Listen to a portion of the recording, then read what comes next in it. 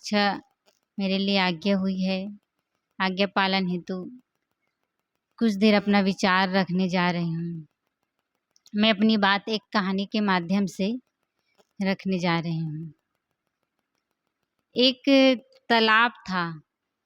उस तालाब में बहुत सी मछलियाँ रहती थी। गर्मी के दिन आने पर उस तालाब का पानी कम हो गया था, सूख गया था। उसमें थोड़ा ही पानी बचा हुआ था। तो एक जो मछुआरा है, मछली पकड़ने के लिए रोज आता और जाल फैलाकर मछलियों को पकड़ लिया करता था। तो उस तालाब में एक समझदार परिश्रमी एक मछली थी। वह अपने अन्य मछलियों से कहने लगी कि इस तालाब का पानी कम हो जाने से उथले हो गया है यह तालाब, तो इससे जो मछुआरे हैं वह मछलियों को रोज पकड़कर ले जाता है। क्यों न हम पास में ही एक तालाब है, उस तालाब पर चले। तो जो अन्य मछलियाँ थी वह मना कर दी कि हमारे भाग्य में जो होगा, यदि मरना रहेगा तो मर जाएंगे और यदि जीना रहेगा तो जी जाएंगे। हम इस तालाब को छोड़कर नहीं जाएंगे। तो जो उस समझदार मछली थी वह कूदते उस तालाब से दूसरे तालाब में पहुंच गई और वह आनंद पूर्वक वहाँ रहने लगी। जो इस तालाब में रुकी हुई मछली थी वह एक दिन उस मछुआरे के द्वारा पकड़ लिए गए और मारे गए।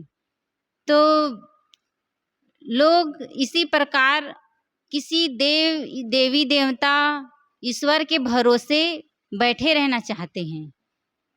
वह ईश्वर को ही सब कुछ का कर्ता धर्ता सर्वशक्तिमान मानते हैं।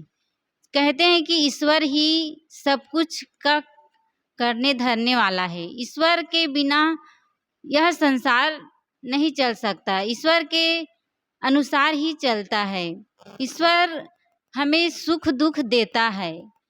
यदि ईश्वर ही सब कुछ का करते धरता है, यदि ईश्वर के बिना ही ईश्वर की मर्जी से सब होता है, तो आज जो किसान खेती कर रहा है उसे खेती करना नहीं पड़ता। यदि किसान अभी खेत में धान लगाए हैं, यदि उसका देख रेख खाद पानी न डाले देखे तो क्या उसको अन्न की प्राप्ति होगी?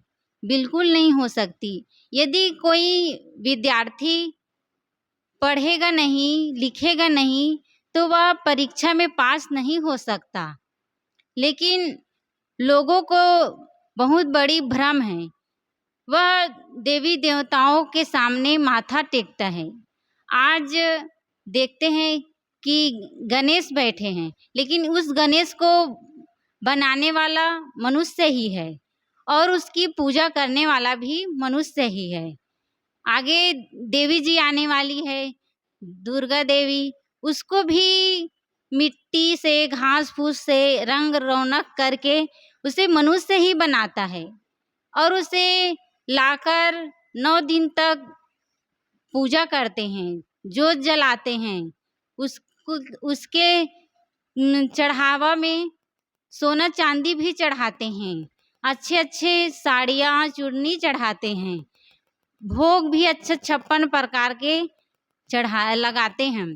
तो जो देवी है वह ना दूसरे को कुछ दे सकते हैं, अपने ऊपर एक बैठी हुई मक्खी को भी नहीं भगा सकते, लेकिन लोगों की आस्था तो देखो, वे भक्ति भाव से दिन रात उनकी सेवा करते हैं, उसके पास रोते गिड़गिड़ाते हैं पुत्र की प्राप्ति के लिए, तो सुख शांति के लिए।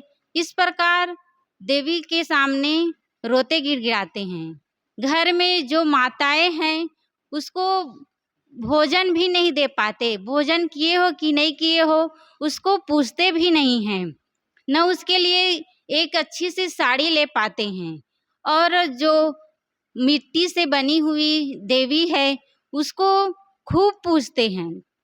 यह कितना बड़ा धोखा है, अंधविश्वास है।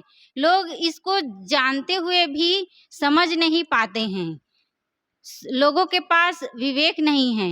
लोग चाहे तो इसको समझ सकते हैं, लेकिन ईश्वर को ही सब कुछ का कर्ता धर्ता मानकर अपने आप को दीनहीन बना लिया है।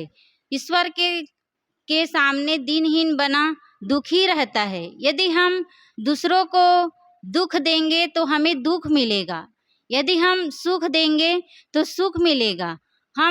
हमें चाहिए कि हम दूसरे के साथ अच्छा व्यवहार करें, क्योंकि अच्छे बुरे जो भी करते हैं वही हमारे साथ जाते हैं। यदि हम पाप करेंगे तो हमें उसका दंड अवश्य मिलेगा।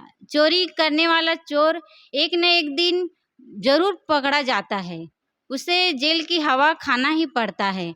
तो हम गलत ना करके अच्छा करें, हमारे जीवन को हम अच्छा बनाएं। यह मनुष्य जीवन मिला है तो उसको हम अच्छे ढंग से जिए। एक कहानी है कि एक बुढ़िया माता थी, तो उसके पास गाय थी और वो दूध बहुत दिया करती थी, तो उसी से अपना गुजारा करती थी बेचकर। तो वो एक दिन भोजन पाकर शाम के समय दूध को चूल्हे पर रखकर पकाने के लिए रखकर सो गई। रात में 12-1 बजे उसी गांव के 4 लड़के उस बुढ़िया माता के घर में चोरी करने के लिए घुस गए। अब चोर इधर उधर ढूंढने लगे सामान, तो एक ने देखा कि चूल्हे पर दूध पक रहा है, तो वह अपने साथी से कहता है कि चूल्हे पर दूध पक रहा है। तो दूसरे ने फिर सोचा कि क्यों ना हम लोग खीर बनाएं। फिर एक एक व्यक्ति ने, एक ने चावल ढूंढा, एक ने शक्कर, इस प्रकार सब से सामग्री इकट्ठी कर ली और उसको खीर बना डाले। क्योंकि भूख लगी थी, तो जब खीर बन गया तो 4 थाली परोसी गई और उसी बुढ़िया माँ जो सोई हुई थी उसी के पास बैठकर चारों थाली लगा लिए। जब चारों थाली लग गई तो जो बुढ़िया माता सोई थी तो अंगड़ाई ली, तो उसका जो हाथ है वह मुट्ठी इधर पलटी ना, तो उसका हाथ फैल गया ऐसे। तो तो वो जो चोर थे, एक ने कहा कि हम लोग खीर खा रहे हैं, यह सब तो इस बुढ़िया माता की है, ये बुढ़िया माता भी खीर मांग रही है, क्यों ना इसको भी थोड़ा दे दिया जाए। तो उसके हाथ में 1 चम्मच खीर डाल दिए। अब वह गरम थी, तो वह बुढ़िया माता जो है वह चीखने लगी, चिल्लाने लगी। तो चिल्लाते ही वह जो 2 चोर थे वो ऊपर चढ़ गए और 2 चोर नीचे खाट के नीचे घुस गए। अब बुढ़िया माता चिल्लाने लगी कि चोर चोर पकड़ो पकड़ो। तो बाहर से लोग आए, अब पूछने लगे क्या हुआ क्या हुआ। तो बुढ़िया माता कहने लगी मैं क्या जानूं, ऊपर वाला जाने। इस प्रकार जो भी कुछ पूछते तो कहते ऊपर वाला जाने। अब ऊपर वाला जो चोर थे ये लोग सोचने लगे कि ये बुढ़िया ने जरूर हम लोगों को ऊपर चढ़ते हुए देख लिया है, इसलिए ये बार बार ऊपर वाला ही जाने कहती है। तो वो चोर जो है गुस्सा में नीचे उतर आते हैं और कहते हैं कि हम ही ऊपर वाला ही जाने, नीचे वाला क्या नहीं जानेंगे। तो इस प्रकार जो चारों चोर थे वे पकड़े गए और मारे गए। तो इस प्रकार लोग दूसरे ईश्वर के भरोसे अपने आप को धोखा देते हैं कि ईश्वर ही की सब कुछ का कर्ता धर्ता है। लेकिन हम जैसा कर्म करेंगे तो उसका फल हमें एक न एक दिन अवश्य मिलेगा। सतगुरु कबीर साहब जी कहते हैं, कबीर कमाई आपनी निष्फल कभी न जाए, बोया पेड़ बबुल का आम कहाँ से खाए। हम यदि बबूल लगाएंगे, दूसरे को कष्ट देंगे, पीड़ा देंगे, तो हमें भी कष्ट मिलेगा। हम दूसरों के साथ अच्छा व्यवहार करेंगे तो हमें भी सुख शांति मिलेगा। बाहर कोई सुख शांति या मोक्ष परमात्मा हमें देने वाला नहीं है। हमें अपने आप का सुधार करने में ही सुख शांति मोक्ष मिल सकता है। लेकिन लोग बाहर दौड़ रहे हैं, परमात्मा को ढूंढ रहे हैं, लेकिन परमात्मा तो अपने घट में ही विराजमान है। हमें अपने आप की ओर लौटना है, अपने आप का ही सुधार करना है, तब हम अपने जीवन को सुख शांति से बिता सकते हैं, जी सकते हैं और अपने जीवन का कल्याण कर सकते हैं। तो मैं इन्हीं शब्दों के साथ अपनी वाणी को विराम देती हूँ। बोलिए सद्गुरु देव की जय।